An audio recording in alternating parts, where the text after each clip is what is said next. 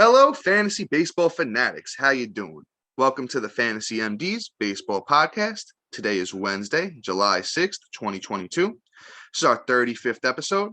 And as always, if you guys enjoy, the podcast, we just ask, if you could give us a little 5-star, rating on Apple, Spotify. If you watch on YouTube, we'd appreciate it if you subscribe, hit that like button.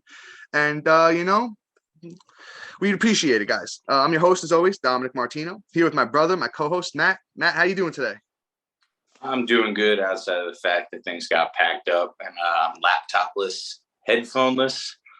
I'm supposed to go away for business, but then, things happen. Yeah, my brother. I feel the pain, but you know what? We're going to get through this one, and it's still going to be one of our best episodes. Already got the feeling, So here at the top, we're going to announce what, we were talking about last time we were with you guys. Matt and I have decided, that we're going to do a little giveaway here. And the giveaway is going to include, on my end, I got over here, I have a 98 Derek Jeter Preferred Power. I don't know if we can get a good shot of that there, but it is a nice little Derek Jeter card from 98. We got a 2021 Luis Robert card here. If y'all could, I'm sorry about my poor lighting over here. And then I have a 1989 Mets Fleer team set as well, still sealed here. You got a little Gary Carter on the back, rest in peace. And Matt, on your end, I believe you got a 1990 Sammy Sosa rookie card and a 1990 Larry Walker rookie card. Am I correct there? Yep. Okay, guys. So now, with that being said, for this giveaway, it's going to last a month. And to be involved in this giveaway, there's a couple different things that you can do, and each one will give you one entry towards, possibly getting these cards here, right? So first one's going to be, as I mentioned on the top, if you guys, if you subscribe on YouTube, that's one entry. If you go through and like every video on YouTube, that will be a second entry. If you give us a follow on Instagram, third entry. If you guys give us a follow on Twitter, fourth entry. Matt, what else am I missing here? Because I know there was a couple more, and I'm blanking here on them.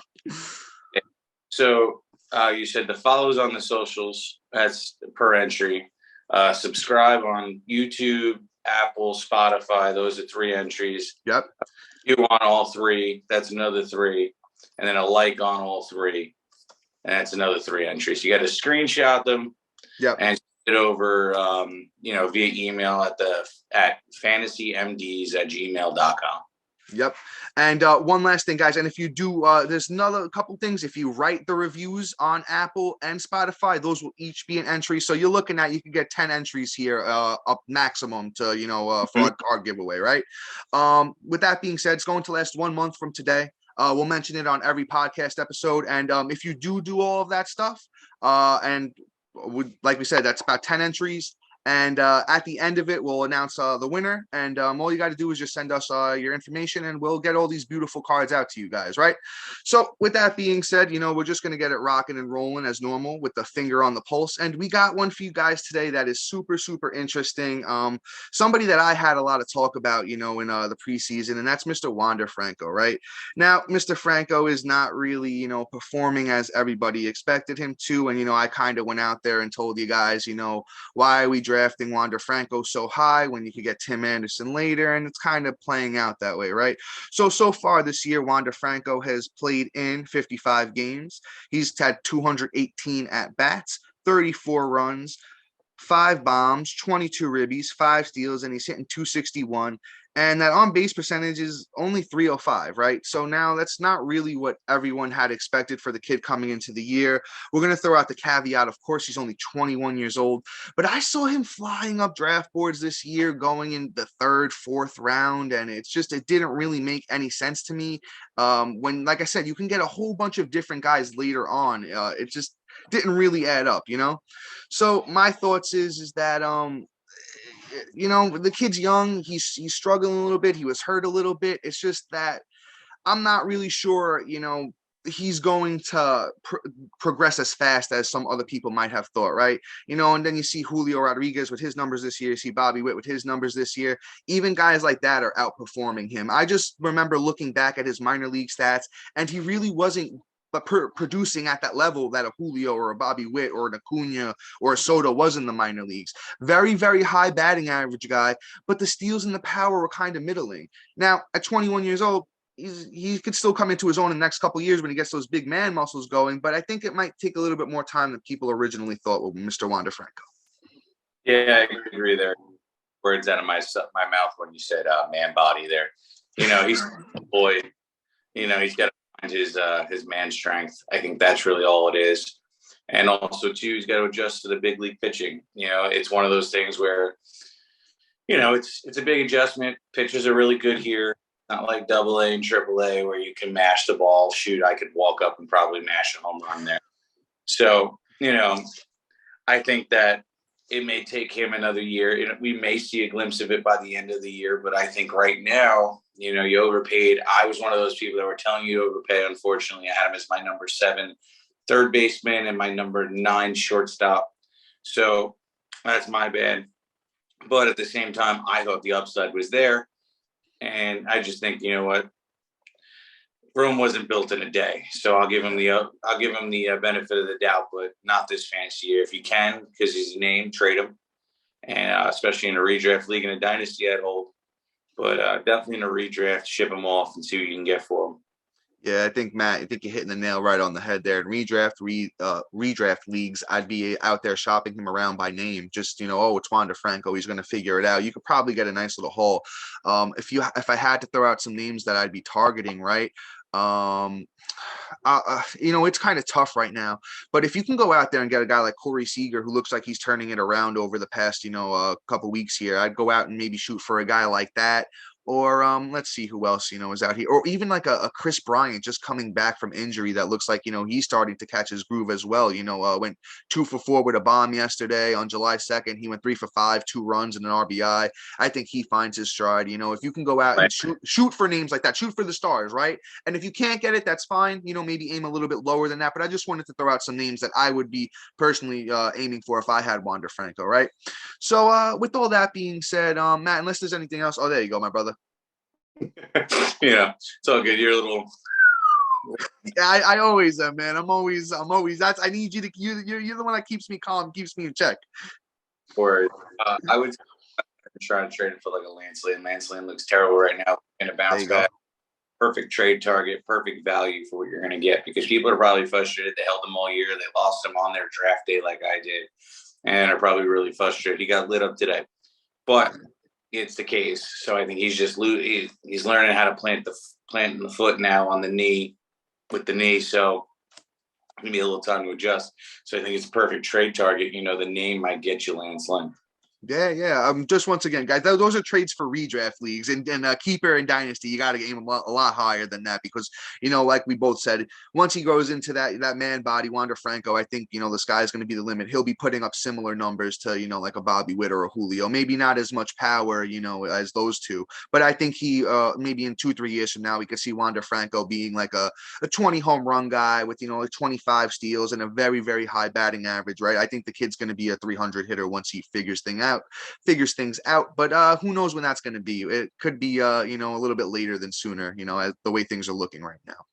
So with that being said, you know, that's our finger on the pulse for the day. With that, we're going to move into our news and notes. As always here, you know, Matt, just cut me off if I'm rambling too much, right? Or if you got anything that you would like to add. So we're going to start off with a big one, guys, and that's Jacob deGrom, man. This was fantastic. I saw the highlights and I was just like, wow. So he pitched 1.2 innings in his first rehab start, and he struck out all 5 guys that he faced. And it was just amazing to watch. They didn't know what to do with his stuff. His stuff is elite. You know, obviously the best pitcher in baseball when he's healthy. But, you know, past couple of years, he's been a little banged up. They are saying that his second rehab start will be this Friday and that he could be back after the All-Star break. But I would take that with a grain of salt because I'm sure they're going to be extra careful with Mr. deGrom. With that being said, Tyler Stevenson, catcher for the Cincinnati Reds, who was raking before he headed to the IL with that thumb injury. He went 1 for 2 in his first rehab game. They're saying he should be back by the end of the week. Keep an eye on Anthony Rizzo, guys, with that back stiffness. He is day-to-day, missed the last couple of games. Then we got Tyler O'Neill, another guy that's started his rehab assignment, working his way back from that hamstring. He went 2 for 3 Monday. They're saying he should be back by the end of the week as well. Then we got Chris Bassett. He got a case of the COVID, apparently. He is supposedly on track to start Friday versus the Marlins. This is a big one, guys, and I'm actually going to check if there's an update right now, but Rafael Devers is apparently hurt. He's missed the last couple of days. The last I checked, they weren't very specific about what's going on with him. I'm going to check. Okay, here we got a 14 minutes ago. Let's see what's up with Mr. Devers. We know that he's been killing it this year at third base for Boston. And it just doesn't look like they've announced exactly what's wrong with him yet. So, guys, stay tuned. We'll definitely keep you updated on our next episode as the news comes out with Mr. Devers, but it looks like something's up with him. So next we got Kyle Lewis. He was multiple concussions and just had been all sorts of banged up. He has been playing in minor league games, though. He's doing all right down there. They don't have a timetable for his return, but he was somebody that I would look to see if he's on my waiver wire right now. And if he is, and you are fortunate enough not to be banged up by all these injuries, he's a pretty decent stash at the moment, in my opinion. That Seattle lineup is pretty good down over there with Julio and the rest of them boys, Ty France, doing their thing, right? We got some a little bit sad news here. Chris Taylor, fracture in his foot. It looks like he's going to be out a while. They do not have an exact time estimate there. So he's probably a safe drop in most leagues right now, as he hasn't really done that much this season. And a fracture in your foot does not sound like any fun at all. Then we got Matt, your boy, Mr. Bobby Witt Jr. He took a fastball off his hand in the 9th inning of yesterday's game against the Astros. Fortunately, those x-rays came back clean, but they are saying he got some nasty swelling on that hand. He'll be out a couple of days with that one. Matt, any thoughts here on Bobby Witt while I take a sip of my water? Yeah. I think we probably don't play till Saturday. I think they're going to give him at least today. He definitely off today. He'll be off tomorrow, which is Thursday, and Friday probably play Saturday. It all depends on how bad that swelling is. The swelling can go down fast or it can linger. And then it's also about a matter of whether he can open and close his hands. Grip that bat. Getting hit with a 96-per-hour ball. It's not the most fun thing. Yeah. I got 50-mile-per-hour one, and I'm crying like a baby. So I don't fix. Yeah, I hear that, my brother. Yeah, but Bobby will be back sooner than later. And he's been heating up of late too. So make sure that when he's back, you get him in your lineups, right? This is another bad one. Tyler Malley headed to the IL with a shoulder strain. I don't have no idea how long he's going to be out for. That one was kind of just breaking today. So yeah, I mean, if you're banged up right now and you got the injury bug, he's probably a safe drop, because you never want to hear shoulder. You hear shoulder on a pitcher, and that's kind of just like a preemptive to, something bigger usually. Then we got another one of your boys, Matt. Eloy Jimenez is back. He hit a home run today, went 2 for 5, had a couple ribbies. Get him back in your lineup now. Go make the move. Drop somebody, get him active for tomorrow, because he's certainly going to rake in the second half, if you ask me. Then we got Brandon Lau, Tampa Bay. That he's dealing with that lingering back issue for a while now. Apparently, he's going to start his rehab tomorrow, so that's a good sign on him. He's another guy that if you can go out there and you could trade for him on the cheap right now, I would definitely be looking to do that, because he is a good power, decent batting average, and then that lineup, he's just going to drive a lot of guys in, because those guys love to get on base in Tampa Bay. So once again, just go out there and see if you could throw a little feeler out there for him, especially with second base being the way it is, man. He is second base eligible in most leagues. Then we got Wilson Contreras, catcher, Chicago Cubs. He's day-to-day with a little hamstring thing. I would keep an eye on that, because hamstring is another one that keeps guys out a little bit longer than you'd expect most of the time. Kevin Gaussman, he's dealing with an ankle injury. I believe he got hit by a comebacker or something along the lines of that, or something while he was pitching, stepped the wrong way. I did see it, but I forgot exactly what it is, but it is an ankle. He's not going to make his next start, though. They have announced that, the Blue Jays, and it's a possible IL stint coming up. So if you're a Kevin Gaussman owner, I would be getting ready to be missing at least 1 or 2 starts with him.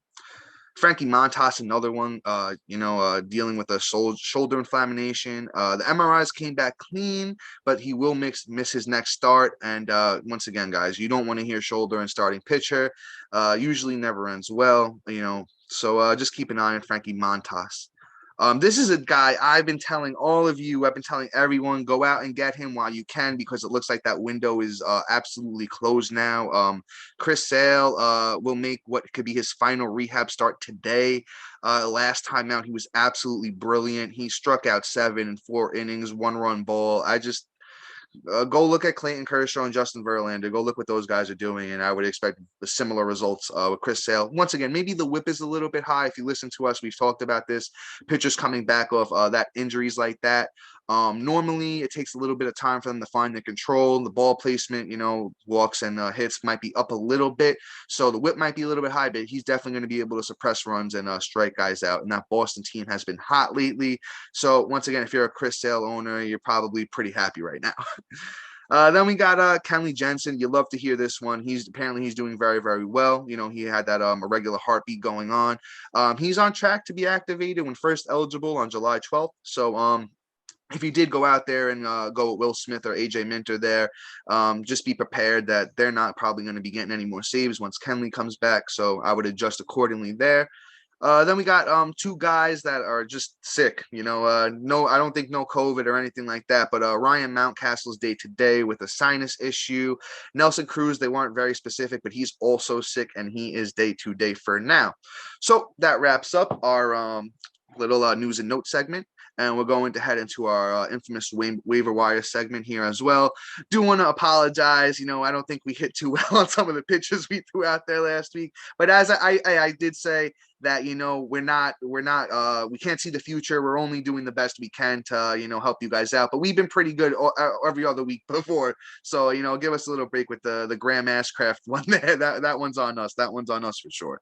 So Matt, we're gonna start off here with one of your boys, and man, I'm gonna just read off some of these stats he's doing so far. That's MJ Melendez of the Kansas City Royals, right? And now with Salvador Perez being out for the foreseeable future, this kid looks like he is turning it on right now. Batting average is a little low, down to 225, but he's been better of late. He's been raking of late, actually.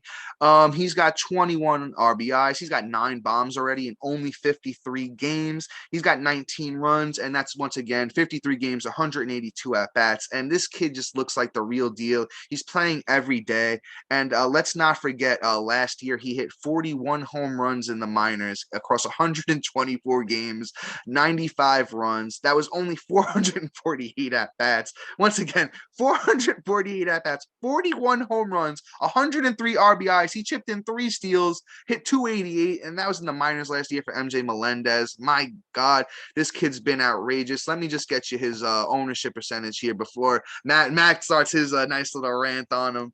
Matt, go ahead, do it while I pull up his ownership percentage. So MJ is my starting catcher, even when he wasn't playing every day. He is amazing. I think now that he had the full-time catcher's role, that he's going to really get in a groove and really start mashing that ball out the freaking park all day, every day. He double-donked yesterday. Thank you very, very much. And now he's going to keep mashing. I wouldn't surprise if he kind of really maintains that spot and they kind of really see what his value is and start moving Salvi more to first and maintain his legs. Yeah, just DH him. Yeah, DH him. So I think that if anything, it'll be a beneficial situation for both of them. And I think that MJ is going to get a lot more confidence that they're going to trust him in that everyday role. So just expect for, big things from MJ. And I'm sure he's out there because not too many people roster 45% owned. So yes, he's certainly out there. So in 55% of the leagues, you all are sleeping on him, and you better, dump the water over your head and snag him because the kid's going to be just lights out moving forward from here. Yeah, MJ Melendez has been fantastic. And over the last 7 days, he has 3 runs, 3 home runs, 4 RBIs, and he's hitting 278. So once again, go out there and snag MJ Melendez if you need a catcher because the kid is outrageous. And as Matt said, I think even going into next year, I see the Kansas City Royals actually probably playing MJ almost every day at catcher and Salvi shifting over to DH just to keep Salvi healthy, you know, because that's the big thing. If you could keep Salvador Perez healthy and you have MJ Melendez catching every day and he's learning how to catch from one of the best catchers of all time, sky's the limit for the kid. So, you know what, I would say even next year, look forward to this guy being a definitely easily top 10 catcher with upside to go even higher, right? So let's shift over to, you know, somebody else here. Let's go with somebody that I've mentioned a lot on this podcast, you know, and he did have that suspension early on, but that's Ramon Loriano. So now here's the thing with him, right, is that, you know, he's probably going to get traded. I see him going to a contender and playing outfield almost every day. And you know what, man, the guy's good, right? He's only 31% owned on Yahoo. On the year, his numbers aren't great, but you know, once again, he's just getting back. So, you know, he kind of just went through his like little spring training process and is just starting to get the full run of things now. So on the year, Ramon Loriano has 26 runs, 5 bombs, 14 RBIs, 8 steals, and he's hitting 245. We don't love that, but you know what, man? The upside is there for the guy. He's had let's give you his last 14 days though, right? So last 14 days for Ramon Oriano, 9 runs, 3 home runs, 6 RBIs, 3 steals, hitting 283. Now that's more of the guy we expect, right? So now what happens if this guy winds up on the New York Yankees, right? You know, get a little Aaron Hicks out of that lineup. You know, we need that outfield help, or if he can go to even another team, that's good. But that's totally what I see. So now, Ramon Loriano in 2019, he hit 288. He had 13 steals, 24 bombs, 67 RBI, 79 runs in 123 games. So that's what he's capable of, right? On his career, he's a 260 hitter that steals, and he's got a little bit of power. So I think if you need an outfielder, and especially with some upside, Ramon Loriano's a pretty good pickup. Once again, only 31% owned on Yahoo. Yeah, I mean, Ramon's great. I'm really intrigued to see where he gets traded to because the A's love to unload everything except the kitchen sink. So yeah, we'll see what happens. I can totally see him. I don't know about the Yankees. Maybe it's wishful thinking for me. And that might come to the Yankees, but we'll talk about that as we get closer to the trade deadline. We do a special episode for that. Yes, sir. As of right now, I can totally see him going to a contender. Probably a good fit would be Tampa. I can see him in Boston. I hate the fact he's going to come to our division. I can see him in Boston. I mean, Dodgers always looking to scoop up like 75 million players. Yeah, the Dodgers don't even need him, but they'll take him. And just contribute that way. I mean, the Mets, Phillies, those are teams that also need outfielders. So especially the Phillies, they need a center fielder. Yeah, and he's got a pretty good glove too, Loriano. Yeah. So those are all viable options. We'll see where he actually ends up. You know, it's not like he's going to cost a hell of a lot because he's not like he's been at the picture of health or the picture of a role model for the league either. So, you know, we'll see what he actually ends up being, and he might come at a cheap cost for a good team.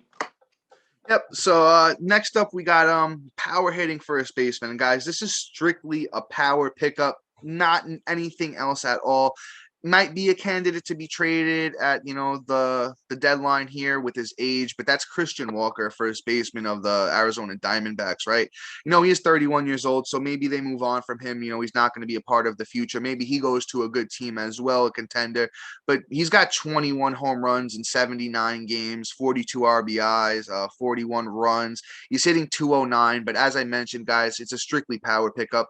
He's up there with some of the biggest home run hitters so far of the year. You know, with his 21, the guy's got legit power. He's 51% owned on Yahoo, so you know, a little less than half the leagues out there, but this guy's strictly a power dude. You know, he hit 29 home runs in 152 games in 2019. I think he's going to surpass that. He's also a career 243 hitter, so there is room for him to improve on the batting average as well. Not saying that he's definitely going to, because he might be selling out for a little bit more power, but he did hit 259 in the year 2019, where he did hit the 29 home runs, right?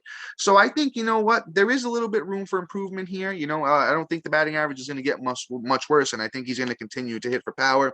Need a first baseman that's going to, you know, hit some bombs, grab him. Yeah, I mean, you know, if anything, what you're going to get is a Joey Gallo. He's like Joey Gallo when he was at least giving you something, right? So I mean, here's the deal: we're all not getting 17, 18 home runs like the last couple of years a week anymore.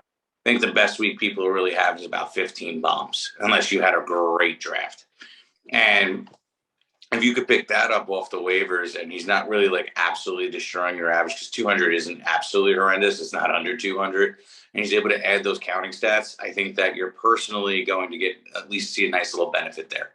Yeah, it sucks. But I mean, if you drafted right, you have a bunch of guys that are going to be able to make up for one guy hitting 200. And even if you duck down just a tad to get the giant counting stats at 21 bombs already, and we're in almost the halfway point of the season, it's a no-brainer. Yeah, once again, guys, if you need some extra power in your back, go pick up Christian Walker, 51% owned on Yahoo, right? So we're going to throw out our last bat here for you guys, and that's going to be Mr. Harold Ramirez. This guy's been heating up recently for Tampa Bay. He's first base and outfield eligible on Yahoo, only 27% owned, right? And the numbers look really, really good, actually. He's got 28 runs. He's got 4 bombs, 29 RBIs, 3 steals, and he's batting .314. And that's 207 at-bats. So, the guy is just getting a little comfortable here, it looks like. With Tampa Bay, they always figure out how to get the most out of guys that, everyone else doesn't figure out, So it looks like, he's been a little bit of a journeyman, but, he's found a home this year in Tampa. And on his career, he's a 280 hitter. He's giving you a little bit of everything. He's going to be like a chip guy. He's going to chip in a couple of home runs. He's going to chip in a couple of steals. I expect the batting average to go down, but it's kind of like almost a juice to orange, as I like to say, situation with him here, right? You pick him up, you play him while he's hot, and then, he's probably a drop when he starts to cool down again. But we just like to throw you options here, with the MDs, and just Harold Ramirez is an option. Put it that way.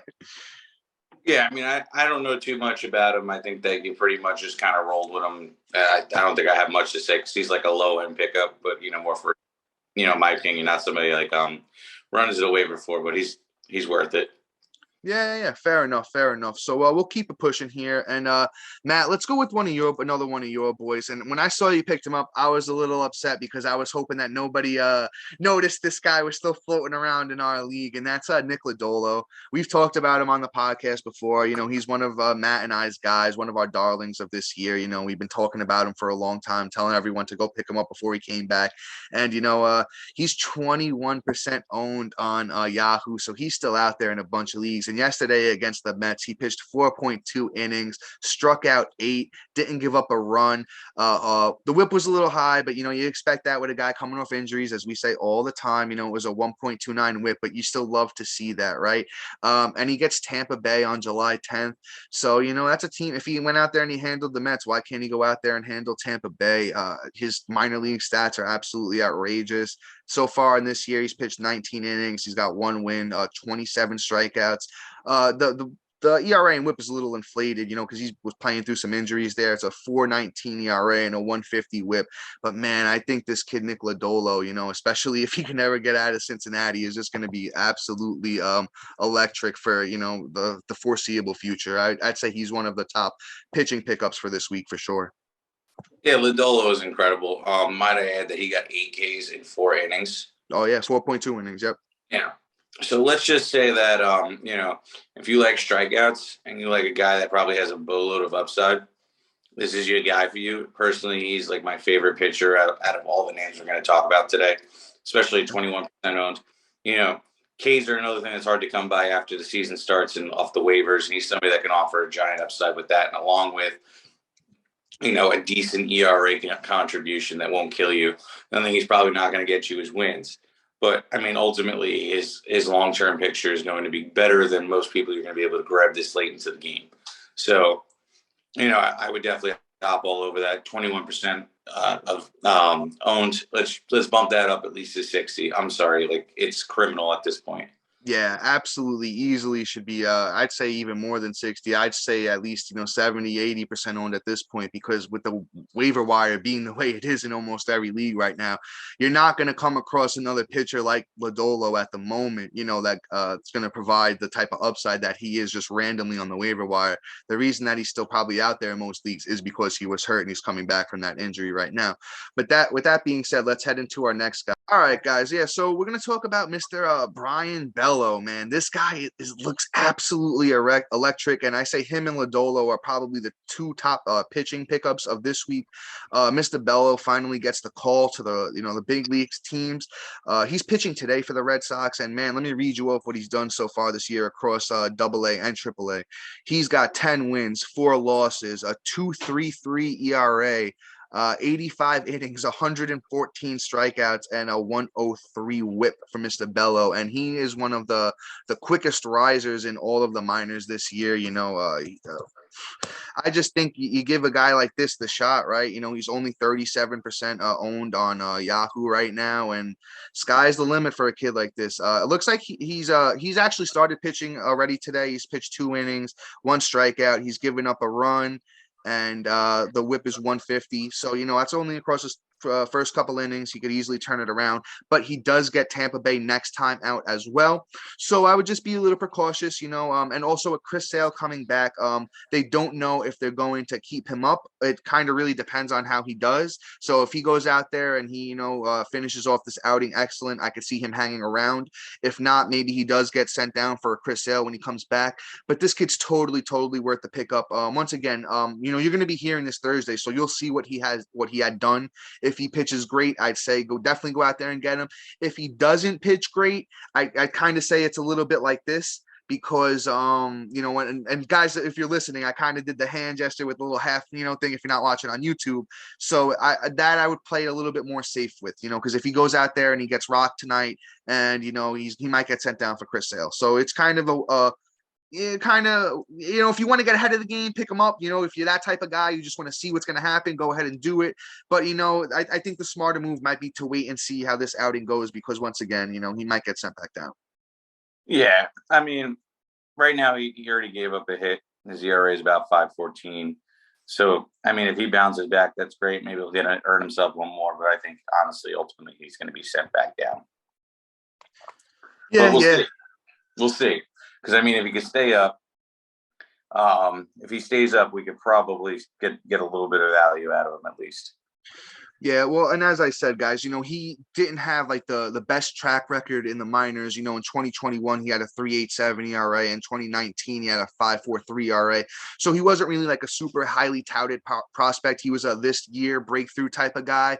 And I do think he's worth the shot. You could definitely find, a worse options on the waiver wire. Once again, if that's if he sticks with the rotation, that's the biggest deal here with Mr. Bello, right?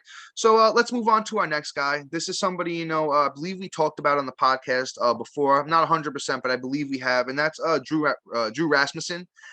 He's Tampa Bay Rays pitcher. I like him. I've picked him up in a couple of my leagues. He's been pretty good so far in the year. He's coming back off the injury.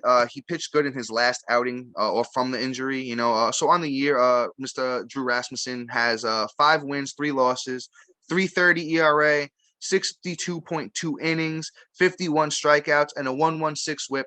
Not the best numbers you ever seen, not the worst numbers you ever seen, but he was pretty good last year too for the Rays, 2.44 ERA last year, 59 innings, 48 strikeouts, and an 0.96 whip. So I do expect him to be pretty good. Actually, one thing that the Rays are pretty good at is monitoring, their pitchers and making sure that, they don't go too far into games if they don't have to. He's 53% owned on Yahoo right now. So he's definitely worthy of a pickup if he's out there. Once again, guys, it's just getting harder and harder every week to find pitchers to pick up. And I believe he's probably behind Lodolo, but I would probably pick him up over Bello if I had the option. Yeah, I mean, he's somebody I had earlier in the season, somebody we said, hey, pick him up. He's not really a K per 9 guy, but he definitely is somebody that's going to contribute in that category.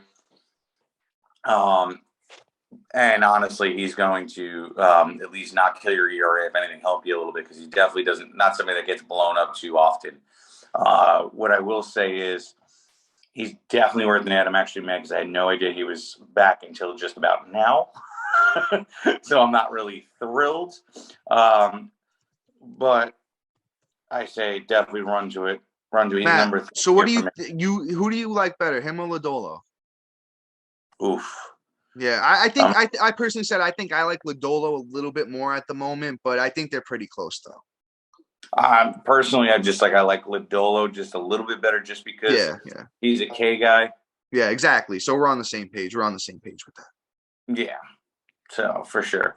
Yeah. So with that being said, let's pick our next guy here. I think we're gonna do David Peterson of the Mets, man. And this guy is so interesting to me, man. He's doing pretty good so far this year. You want to talk about a K per nine guy? He's a K per nine guy, a little bit over. So on the year, David Peterson for the Mets is 5 wins, 1 loss, 3.24 ERA, 58 innings, 60 strikeouts, and he's got a 1.20 WHIP. So the WHIP is a little bit high, but I do like the team. I like the Mets. He's going to win games on that team. As you can see, he's 5-1. He's good at suppressing runs. The WHIP might be a little bit high on some days, but he's worth an ad too right now.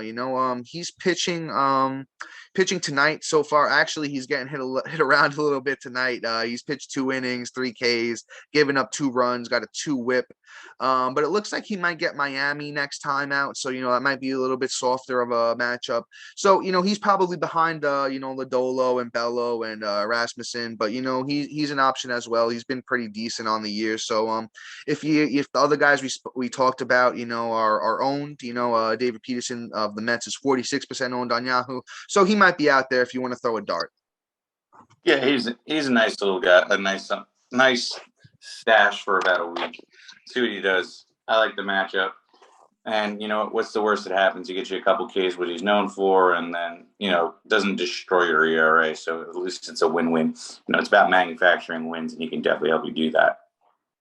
Yeah. So you kind of want to be careful here and pick your matchups if you're picking up David Peterson, but he can be useful in short spurts. So we got one more starter here left for you on our waiver wire segment, and that's Tyler Wells, man. I'll be honest with you, I really wasn't too familiar with this guy, but I went up against him I think in both of my leagues last week, and he had a nice little start on July 3rd, man.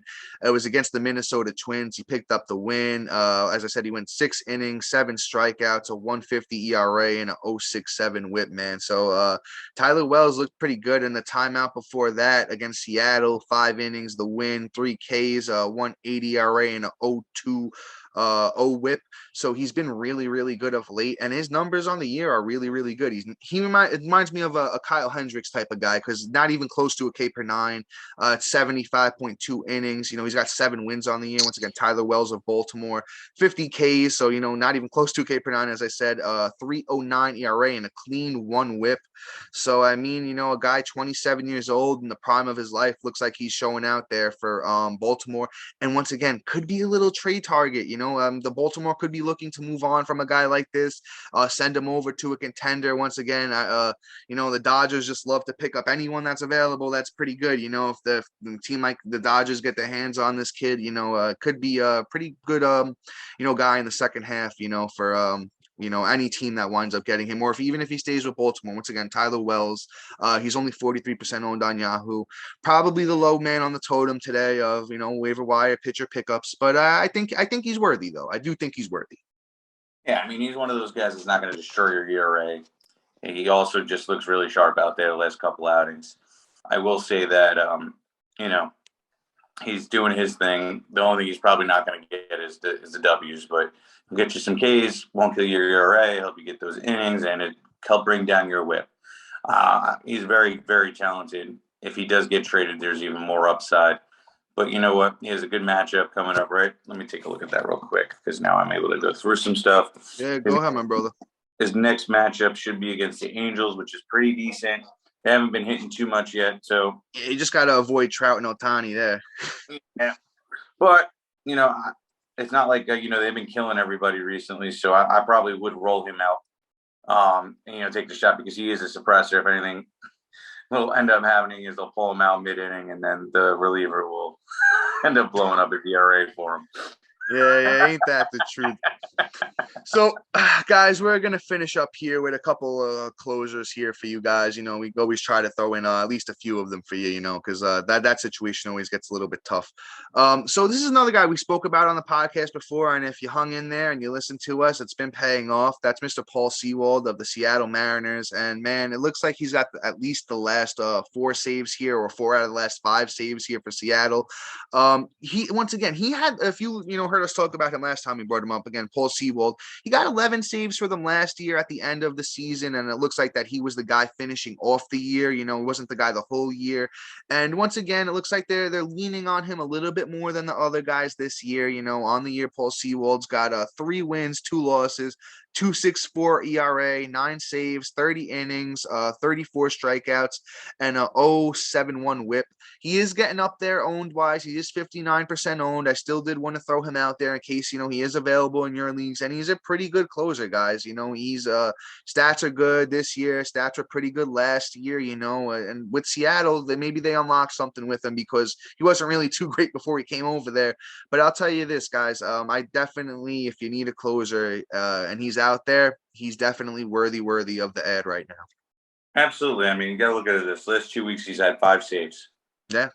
He's getting the opportunities. He's actually, and you know what? Last year, funny enough, if you really want to look at what he did last year in 64 innings, he had 104 Ks. He's definitely a K guy. Exactly. With 10 Ws some way, shape, or form. So that's pretty impressive from a saver, from a relief pitcher, and 11 saves. So if he's getting the full-time role, you're going to be getting, literally a 5, not all 5 every week, but possibly a 5, spit it out, Matt, a 5 category contributor. You got it. If possible. 10 wins is hard to get from most starting pitchers, and he did it as a relief. So it's pretty impressive. I'm not going to say he's going to get 10, but he may get a couple here or there if they're leveraging him in those positions. But I think the saves and Ks are definitely a nice little bump. Yeah, man. Matt and I are both in agreement here. Both big Paul Seawold fans. So, guys, go out there and get him if he's available. So now our last situation here is a little bit more sticky, right? So, bear with us here on this one. The Tampa Bay Rays, right? They still trying to figure out, what's going on at the back of their bullpen since they lost Kittredge and they lost, House of Fire and Ice and JP, so the thing is that we're not really sure what's going on here, right? But it looks like Jason Adam has got the last save. Jason Adam has got, really good numbers on the year for Tampa Bay. He's got a 1.39 ERA, a 0.74 WHIP, 32 innings, 37 Ks, 3 saves. So I'm kind of leaning a little bit towards Jason Adam, but you know what? They also have Mr. Brooks Rayleigh. So he's also, been in the mix recently. He's got on the year, he's got 25 innings, 35 strikeouts, 4 saves, a 2.13 ERA, and a 0.87 WHIP. So it looks like he's 8% owned. So it looks like that these are the 2 guys that, Tampa Bay is looking to throw out at the end of their games. So once again, I would lean towards Jason Adam just a little bit, but don't be surprised if Brooks Rayleigh goes out there and gets a save. So, Jason Adam 1, Brooks Rayleigh 2. If Adam's not available in your league and you're desperate for a closer, all the closers are gone, you could pick up Brooks Rayleigh. He has really great numbers on the year. It looks like they're not afraid to let him throw 2 innings on some nights. So I kind of see him being more of the guy, if they need someone to pitch the 7th and the 8th, they're going to go with Rayleigh and then Adam to close things out. But once again, with Tampa Bay, you really truly never know what they're going to do. So that's just my thoughts there on the Tampa Bay closing situation. Oh, yeah. I think you hit it right on the head. There's really not much more you can really go from that. You kind of just know you're rolling the dice and you're rolling one of them out there. But, I mean, if you have no saves in your pocket or if you lost somebody, it's time to gamble. What's the worst that happens? They don't get blown up and they just get you an extra K or 2 and lower your ERA a little bit. Yeah, and I'll say this, hang on to if Adam's gone, if Paul Seawold's gone, if every other closer is gone, right? You could Matt said, pick up Brooks Rayleigh, ride the numbers until another saves guy comes along, right? So when that next guy comes along, you could just bang, drop Rayleigh, pick up the next guy, right? So, guys, with that being said, that wraps up this episode of the Fantasy MDs. Once again, don't forget about the giveaway. Once again, I'll see if I could flash the cards. I got some cool baseball cards we're giving away. Matt's got the 1990 rookies. He's got Sosa and Larry Walker.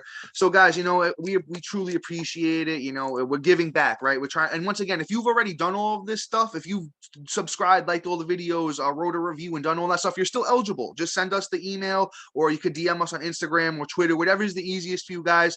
Once again, all you have to do is once again go to Apple or Spotify, write a review. That's an entry. Subscribe on everything. That's another entry. And guys, we're giving up about to 10 entries here. It's going to last a month long, and we appreciate you guys and showing all the love to us in our rookie year. So we're trying to give back to you guys. We appreciate it. So please enter, and do all this stuff, and we'll definitely make sure you guys are rewarded. So until next time, see you.